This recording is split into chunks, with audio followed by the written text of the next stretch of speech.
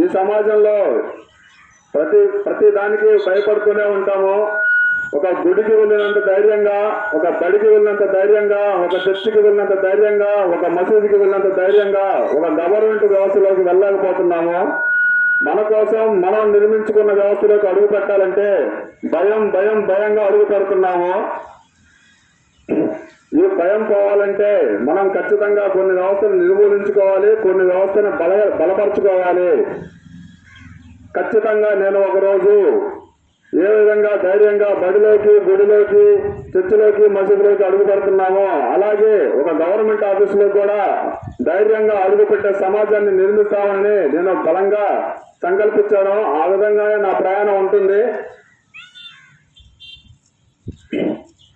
ఇందుకోసం నేను నా జీవితం మొత్తాన్ని పూర్తిగా రాజకీయ జీవితంగా మలుచుకోబోతున్నాను. ఎన్నికల తర్వాత రాబో 2 నెలల తర్వాత నేను మళ్ళీ మీ ముందుకు వస్తాను. ఈసారి ఒక రాజకీయ పార్టీ గుర్తింపుతో మరింత బలంగా మీ ముందుకు వస్తాను. ఇప్పుడు మీరందరూ నా సిద్ధాంతాలు నచ్చి నన్ను కానీ ముందుకు నడిపించాలనుకుంటే ఈ ఎన్నికల్లో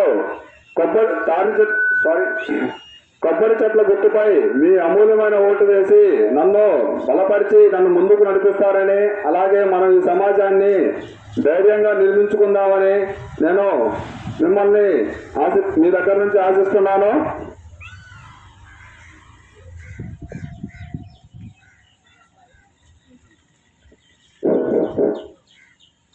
థ్యాంక్ యూ శ్రీకాంత్, మీ ఈ యొక్క ఇన్పుట్స్ కి. ఇతన్ని మేము 5 సంవత్సరాల ముందు